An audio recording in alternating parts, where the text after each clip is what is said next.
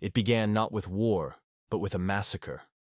The Veari Dominion, a race of towering insectoid overlords, had ruled vast sectors of the spiral arm for centuries. Their empire was built on domination, slavery, and the casual butchering of any who resisted. To them, weakness was an invitation to conquest, and mercy was a myth. They saw humanity not as equals, not even as a threat, but as a curiosity. Earth had spread into the stars cautiously, building colonies, alliances, and peaceful trade networks. Diplomats carried banners of cooperation, fleets escorted relief convoys instead of battle squadrons, and for a time, the galaxy believed the humans were content to be the quiet architects of order and chaos. The Veari did not believe in quiet strength. They saw only softness. They mistook restraint for fragility, and so, when an envoy from Earth spoke out against the Veari's enslavement of an allied species, the Overlords chose blood over dialogue. The human ambassador was executed, not in secret, not in the shadows, but before a council chamber filled with hundreds of alien representatives. His body was torn apart in full view of galactic broadcasters. His screams echoed across half the known systems, and as if that were not enough, the Veari burned the colony he had come to defend. 12 million civilians, reduced to ash under orbital bombardment. Their fleets circled above the smoldering world, their commanders laughing as they watched cities collapse into glass. "This is your warning," the Veari High Lord announced to the galaxy. "Earth's children are fragile. Their colonies are dust. Their voices mean nothing. Humanity will learn their place, or share the fate of their allies." The chamber laughed. The Veari celebrated. And across the stars, the chains of arrogance tightened. The feast of mockery. For weeks after, Veari channels broadcast the slaughter as if it were a performance. The screams of the dying were remixed into music on their worlds. The burning colony was replayed as spectacle. Young Veari soldiers were given fragments of human artifacts as trophies, paraded through their hive cities as if they were hunters displaying pelts. The message was clear. Earth had been humiliated. At council gatherings, alien delegates whispered that humanity would not respond. After all, humans were civilized. They prized law, diplomacy, restraint. They would file petitions, they would speak of treaties, they would wring their hands, but they would not bare their teeth. The galaxy believed the lie. The Veari believed it most of all. Their fleets roared with triumph, their commanders drowning in arrogance, convinced they had shackled yet another species beneath their cruel dominion. But in the silence between broadcasts, in the void beyond the reach of propaganda, something was stirring, something patient, something cold, the silence before the storm. The galaxy noticed it first in whispers. Human trade convoys vanished from the stars, their routes abruptly silent. Diplomats were recalled. Civilian broadcasts ceased. For the first time in memory, Earth's voice was absent from the interstellar stage. And then came the silence of the fleets. Ships once seen patrolling Allied systems disappeared, recalled to hidden mustering grounds. Merchant docks lay empty. Orbital rings were stripped bare. Entire colonies went dark, their populations vanishing without explanation. "What are they doing?" asked one delegate in the great council halls. "Why do the humans withdraw?" The Veari laughed again. "They hide, they cower, they prepare for nothing." But others, those who had seen Earth's history, those who had read of wars long past, trembled, for they knew humanity's silence was never weakness. It was calculation. It was the intake of breath before the roar. When Earth spoke, the first answer came not with words, but with fire. A Veari fleet, 80 warships strong, vanished in the darkness near a binary star. Sensors recorded a sudden distortion, a ripple of light, and then nothing but wreckage. Every ship atomized, every crew reduced to cinders.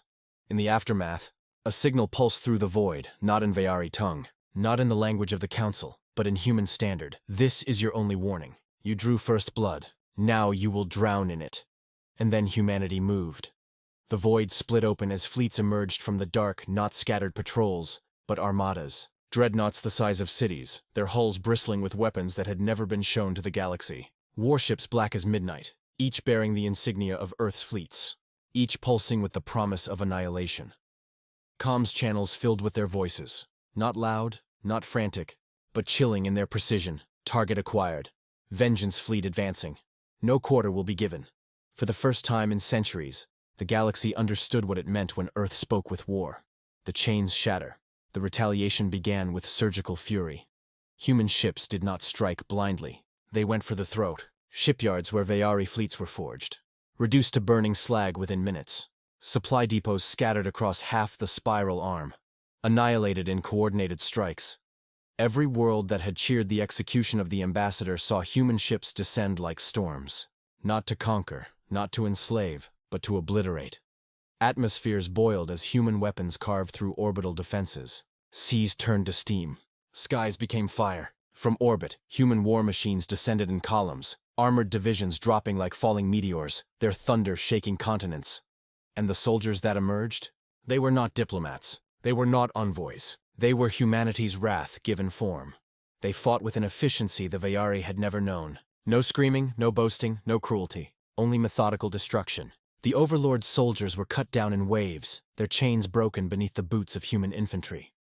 The Veyari had once called humans fragile. Now they called them monsters. Retribution. Without mercy, the climax came at Veyer Prime, the throne world itself.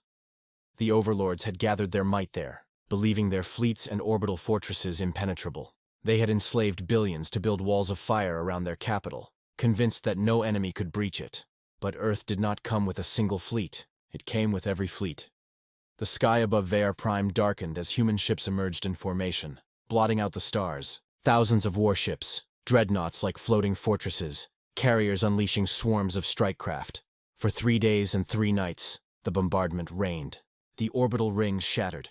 Planetary shields cracked and bled white fire. The seas boiled away, and continents split open like broken glass. The Veyari screamed for mercy. They sent transmissions of surrender, begged for compromise. But humanity remembered the envoy. Humanity remembered the colony. Humanity remembered the laughter. There would be no mercy. Human fleets descended lower, closer, their weapons carving scars into the planet itself. And when at last the Veyari throne citadel was exposed, human soldiers stormed its gates. They shattered its obsidian walls, tore down its banners, and dragged its high lords from their towers. The execution was not televised with screams and spectacle. It was silent, efficient. The overlords who once mocked humanity died with no audience but their killers. Echoes of fear. When it was done, there was no celebration. The fleets of Earth did not gloat. The soldiers did not cheer. The galaxy, waiting in trembling silence, saw only the aftermath. Worlds in ruin, fleets burned to ash, chains shattered across the stars. The Veyari dominion was gone, erased from history, their throne world a smoking graveyard. Their name, once spoken with arrogance, became a whisper of fear. And in the quiet that followed, survivors asked the question that would echo for generations. Why did humanity not stop with vengeance? Why did they burn until nothing was left? The answer was as chilling as it was simple, because the Veyari had taught humanity what it meant to chain, to mock, to slaughter. And in doing so, they had unleashed a truth the galaxy would never forget. Humanity's patience is vast, their restraint is deep, but their vengeance is infinite. And so, the survivors whispered a single lesson across the stars, a warning etched into every council chamber, every broadcast, every trembling world: never provoke Earth again.